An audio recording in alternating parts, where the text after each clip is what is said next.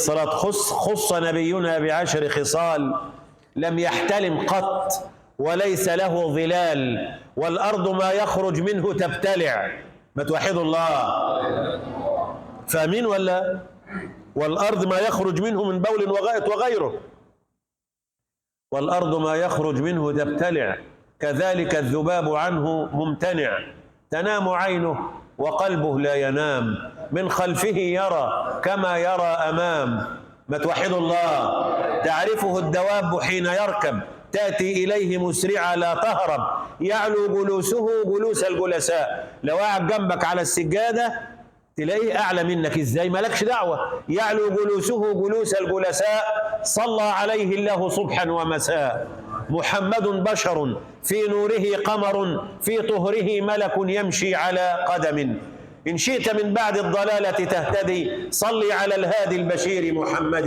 يا فوز من صلى عليه فإنما يحوي الأمان بالنعيم السرمدي. صلوا عليه وارفعوا أصواتكم، صلوا عليه وارفعوا أصواتكم، يغفر لكم في يومكم قبل الغد.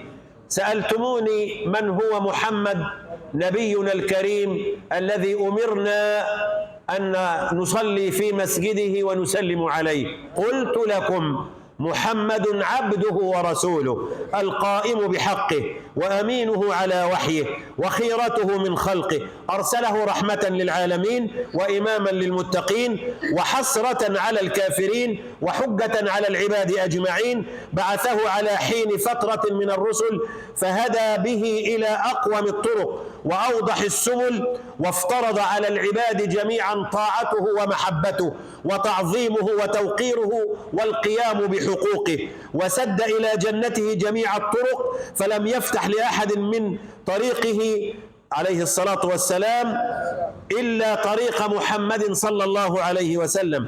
فشرح للنبي صدره، ووضع عن النبي وزره، ورفع للنبي ذكره، وجعل الذل والصغار على من خالف أمره، وأقسم بحياته في كتابه المبين، وقرن اسمه باسمه فلا يذكر الله إلا ذكر معه محمد، كما في التشهد والخطب والتأذين. فلم يزل قائما بأمر الله لا يرده عنه راد، مشمرا في مرضاة الله لا يصده عنه صاد. بلغ دينه القيم ما بلغ الليل والنهار، وسارت دعوته مسير الشمس في الأقطار. ثم بعد ذلك أراد الله أن يقبض محمد وأن يبقي سنته. قال رسول الله صلى الله عليه وسلم في حجة الوداع: تركت فيكم ما إن اعتصمتم به، وفي رواية تمسكتم به لن تضلوا أبدا، كتاب الله وسنتي.